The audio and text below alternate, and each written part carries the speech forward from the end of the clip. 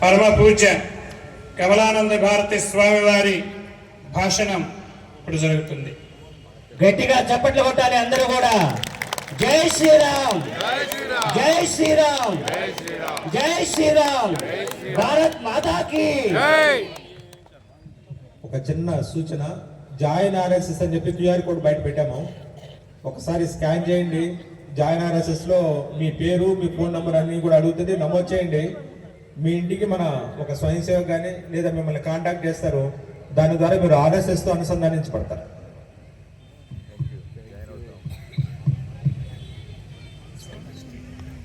రైతులు చెప్పొద్దు, చెప్పాలి. పాడతారా? పాడరా? చేయెత్తండి, రెండు చేతులు ఎత్తండి. అందరూ పాడతారా? మనమంతా హిందువులం, మనమంతా హిందువులం, అదే అదే మన అనుబంధం, అదే అదే మన అనుబంధం. హిందువులం ప్రియ బంధువులం. పాడితే గట్టిగా పాడండి, గొనుక్కోవద్దు. ఏదో పాపం చేసిన వాళ్ళలాగా, తప్పు చేసిన వాళ్ళలాగా. మీరేమన్నా వేరే మతాన్ని ఆక్రమించారా? వేరే జాతిని నాశనం చేశారా? వేరే దేశం మీద దండయాత్ర చేశారా? ఈ భూమి మీద ఏ పాపము చేయని శ్రేష్టవంతమైన పుణ్యప్రదమైన జీవనం గడిపే జాతి భూమి మీద ఏదైనా ఉంటే అది నువ్వు నేను పుట్టిన హైందవ జాతి. అవునా? అయితే పాట గుంతెత్తి పాడడానికి ఏమైంది? రోగమా? హిందువులం ప్రియ బంధువులం, సుగుణ సింధు జల బిందువులం, హిందూ రాష్ట్రమును పూజిద్దాం, హైందవ జాతిని సేవిద్దాం, విశ్వశాంతికే హిందూ సంఘటన సోపానం అని చూపిద్దాం, సోపానం అని చూపిద్దాం, మనమంతా హిందువులం, అదే అదే మన అనుబంధం, హిందుత్వమే మన ఊపిరి, హైందవమే మన సిరుల ఝరి, హిందువుగానే జీవిద్దాం, హైందవ జాతిని సేవిద్దాం, హిందువుగానే జీవిద్దాం, హిందువుగానే మరణిద్దాం, మరల మరల ఇల జననమందుచో, మరల మరల ఇల జననమందుచో, హిందువుగానే జన్మిద్దాం, హిందువుగానే జీవిద్దాం, మనమంతా హిందువులం, అదే అదే మన అనుబంధం, హిందువుగా మరి గర్వించు, స్వాభిమానమును ఎదబెంచు, బందారాణ గురు గోవిందుల బలిదానాలను తలపించు, ఎవరేమన్నా ఎదురేదైనా నే హిందువునని నినదించు ఎవరేమన్నా ఎదురేదైనా నే హిందువునని నినదించు మనమంతా హిందువులం అదే అదే మన అనుబంధం అదే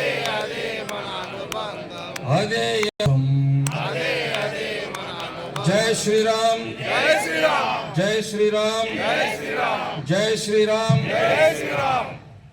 1991లో అయోధ్యలో కరసేవ చేయడానికి బయలుదేరి పోవాలి అంటే కొడుకుల్ని కూతుళ్ళని కూర్చోబెట్టుకొని ఇల్లు ఇక్కడ ఉంది, పొలం అక్కడ ఉంది, ఫ్లాట్ అక్కడ ఉంది, ఆస్తి అక్కడ ఉంది, బ్యాంకు బ్యాలెన్స్ ఇంత ఉంది అని చెప్పి ఎవరి ఆస్తులు వాళ్లకు పంచి ఇచ్చి వీలునామాలు రాసి అయోధ్యకు పోతున్నాం, రాముడి దేవాలయం కట్టితే ఉంటే వస్తాం, పోతే పోతామని తెగదెంపులు చేసుకుని ఇంటి దగ్గర అన్ని అప్పగింతలు అప్పచెప్పి ప్రాణత్యాగం చేయడానికి సైతము సిద్ధపడి అయోధ్యకు చేరిన లక్షలాది మంది కరసేవకులు పుట్టిన హైందవ జాతి వారసులుగా మీరు ఇక్కడ కూర్చో ఉన్నారు.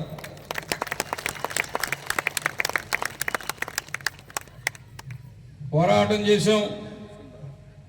500 సంవత్సరాలు, 300 యుద్ధాలు, లక్షలాది మంది హిందువులు రక్త తర్పణం చేస్తే శ్రీరాముడు నేరుగా అయోధ్యకు రాలేదు. శ్రీరాముడు నేరుగా అయోధ్యకు పోయిన సంవత్సరం ప్రతిష్ఠించేసావా లేదా? నేరుగా రాలా. త్రేతాయుగంలో శ్రీరాముడు అయోధ్యకు రావాలంటే మొదట వాలిని చంపాలా, సుగ్రీవుడికి పట్టాభిషేకం చేయాలా, రావణాసురుడిని చంపాలా, విభీషణుడికి పట్టాభిషేకం చేయాలా, తర్వాతనే శ్రీరాముడు అయోధ్యలో చక్రవర్తిగా పట్టాభిషిక్తుడు అయినాడు. అవునా? అవును. అవునా? అవును. మరి కలియుగంలో కూడా అంతే చేశాడుగా.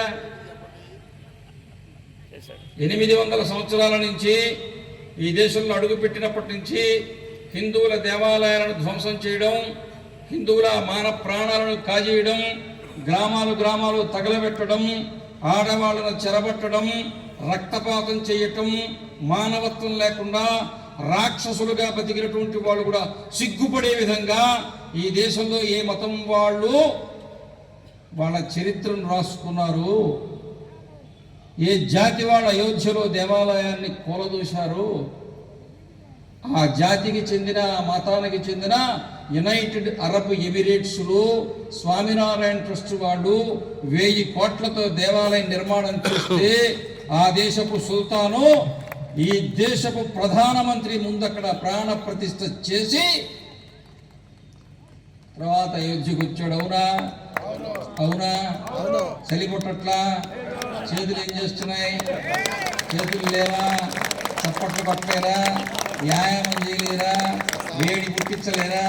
ఇప్పుడే వేడి లేకపోతే ఈ మంచుకి కుమిగిపోతే -డిగ్రీలో యుద్ధం చేయడానికి పనికి వస్తావా? మిరపకాయ బజ్జీ తినడానికి కూడా పనికిరు. మొత్తం చొప్ప తగ్గుతారు. చొప్ప ఉత్సాహం లేదు, హుషారు లేదు. మాట్లాడేవాడు ఉత్సాహంగా మాట్లాడాలి, లేనివాడు నిద్రపోరా. 200 సంవత్సరాల పాటు రవి అస్తమించని బ్రిటిషు సామ్రాజ్యాన్ని పరిపాలించాలని విర్రవీగినటువంటి కోవెక్కిన మదవెక్కిన అహంకారపూరిత గర్విష్ఠులైన బ్రిటిష్ వాళ్లను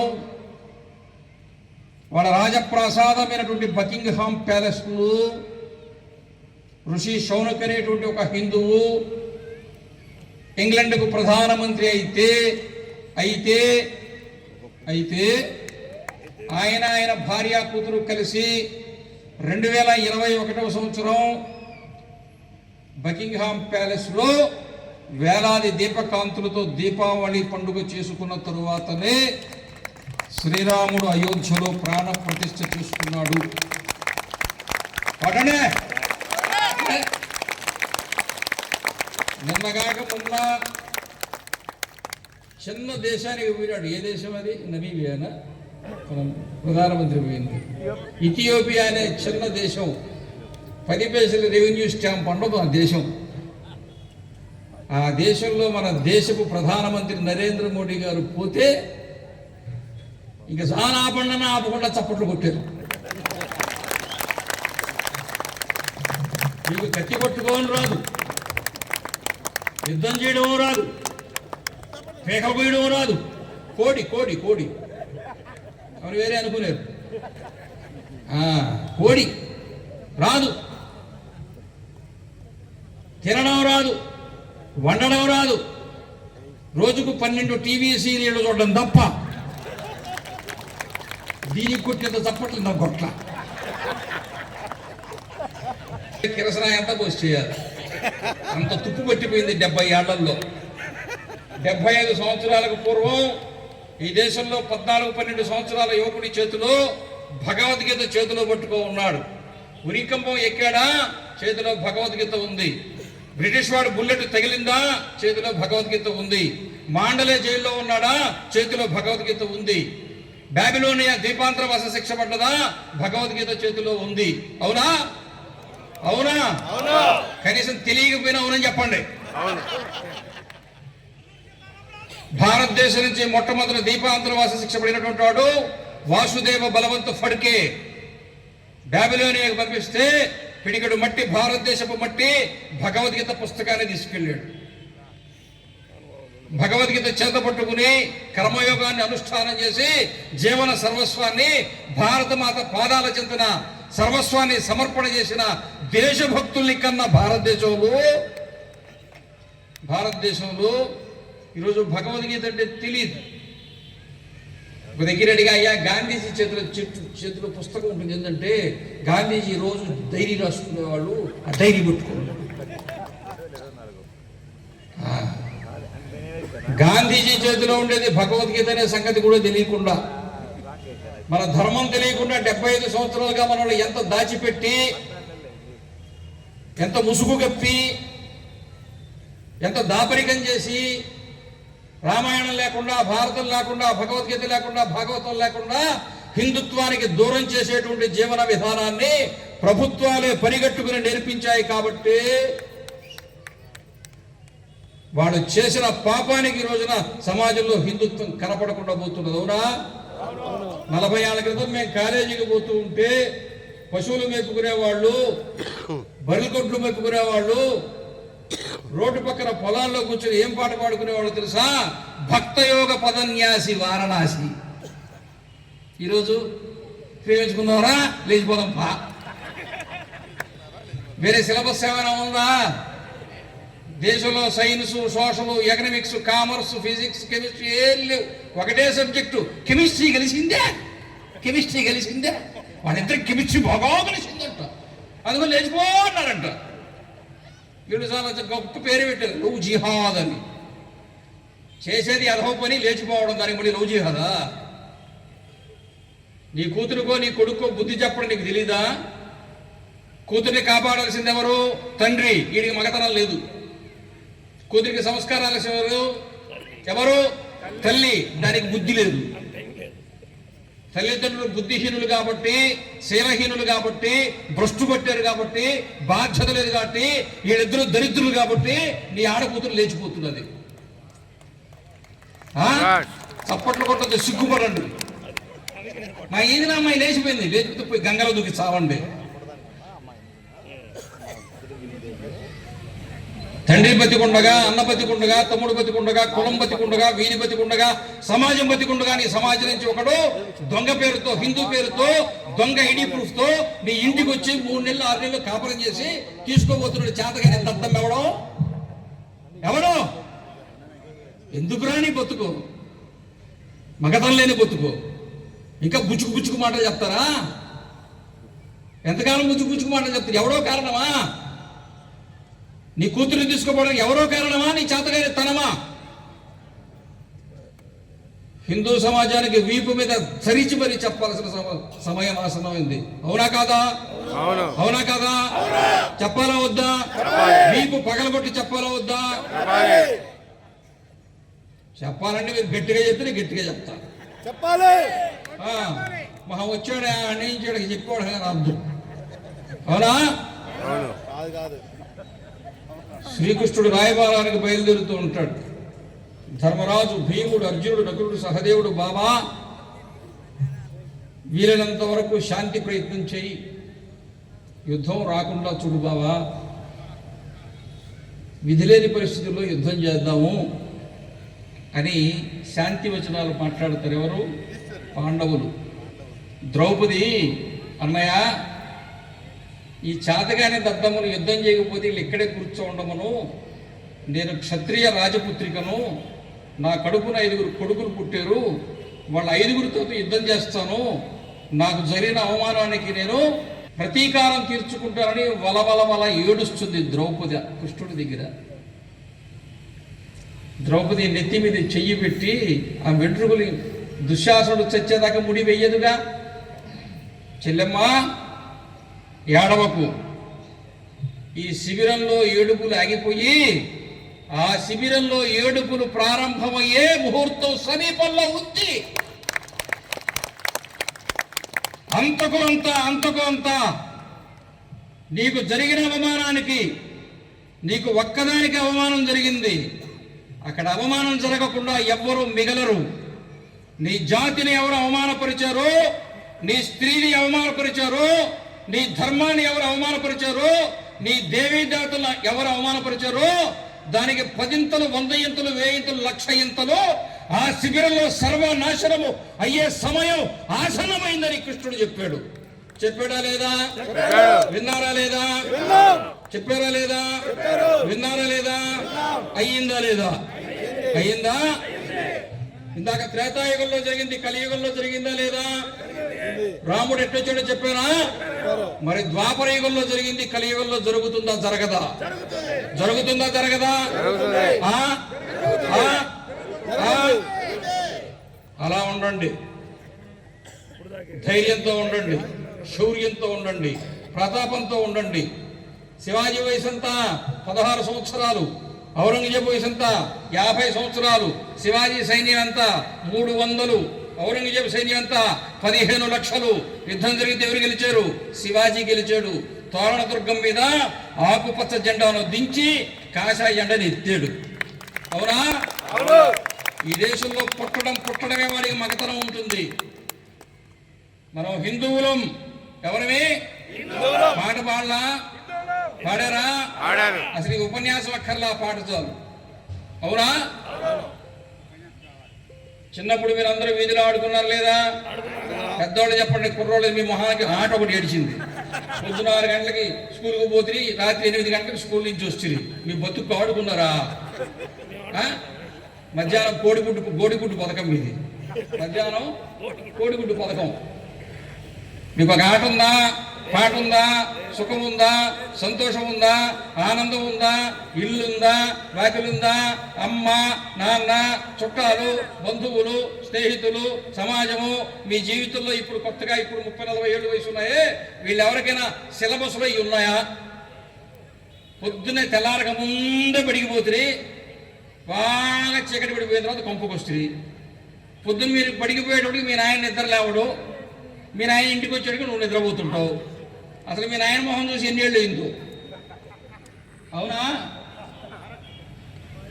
50 ఏళ్ళు 60 ఏళ్ళు వయసు వచ్చి ఉండేవాళ్ళు, వాళ్ళ గురించి నేను అడుగుతున్నాను. చిన్నప్పుడు మీరు ఆడుకున్నారా లేదా? ఆడుకున్నాం. కాలికి పెట్టారా లేదా? దాని మీద ఇసుక పోసారా లేదా? ఇలా తట్టారా లేదా? కాలు తీసారా లేదా? గూడు కట్టారా లేదా? గూడి మీద పువ్వు పెట్టారా లేదా? ఇది దేవాలయంలో దండం పెట్టారా లేదా? పెట్టారా? ఆ దేవాలయం కట్టమని మీ అమ్మ చెప్పిందా? మీరు ఆయన చెప్పాడా? ఎవరు చెప్పిందా? నాన్న చెప్పాడా? నువ్వు చెప్పారా? పక్కింటోడు చెప్పారా? ఎవరు చెప్పకనే పుట్టుకతో ఊహ తెలుస్తూనే స్పృహ తెలుస్తూనే నీ చేతితో పిడిగుడు మట్టి కుప్పపోస్తే అది దేవాలయమును భావించేటువంటి జాతి భూమి మీద ఏదైనా ఉంది అంటే హైందవ జాతి మాత్రమే. చేతులు రెడీగా పెట్టుకోండి, లేకపోతే ఛాన్స్ మిస్ అయిపోతుంది. దేవుడు అనేది హిందువులకు ఇన్బిల్ట్. ఏంటి ఇన్బిల్ట్? దేవుడు మనకు లోపల ఉంటాడు, వేరే వాళ్ళకి అవుట్ సోర్సింగ్. వేరే వాళ్ళకి దేవుడు అవుట్ సోర్సింగ్. పిలిస్తే వస్తాడు, లేకపోతే రాడు. నువ్వు పిలవక్కర్లా, నీ లోపలే దేవుడు ఉంటాడు. అర్థమైందా? ఆత్మ పరమాత్మ ఏకీకృతంగా ఉండేటువంటి జీవరాశి భూమి మీద ఏదైనా ఉంటే అది హిందువు మాత్రమే. అవునా? చెప్పండి. విన్నారా? వినలేదా? గట్టిగా చెప్పండి. హిందువులే. కాకపోతే హిందువులకి సిలబస్ ఎక్కువ. చాగంటి కోటేశ్వరరావు గారు 25 ఏళ్ల నుంచి ఉపన్యాసాలు చెప్తున్నారు. అయిపోతాయా? సామవేంద్ర షడుగు గారు అయిపోతాయా? ఆయన నరసింహరావు చెప్తున్నాడు అయిపోతాయా? ఇప్పటికైనా అయిపోతాయా?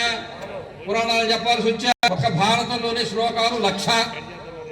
రోజుకొక శ్లోకం చెప్తే 1,00,000 రోజులు చెప్పొచ్చు. ఒక జన్మ అయిపోయా. అవునా? హిందూ ధర్మానికి సిలబస్ ఎక్కువ. వేరే వాళ్ళ అదృష్టవంతులు ఒకటే పుస్తకం. ఇంత సిలబస్ ఉండేవాడేమో చెప్పలేకపోతున్నాడు. ఒకటే పుస్తకం ఉండేవాడు 6 గంటలు ఆపకుండా మాట్లాడుతున్నాడు.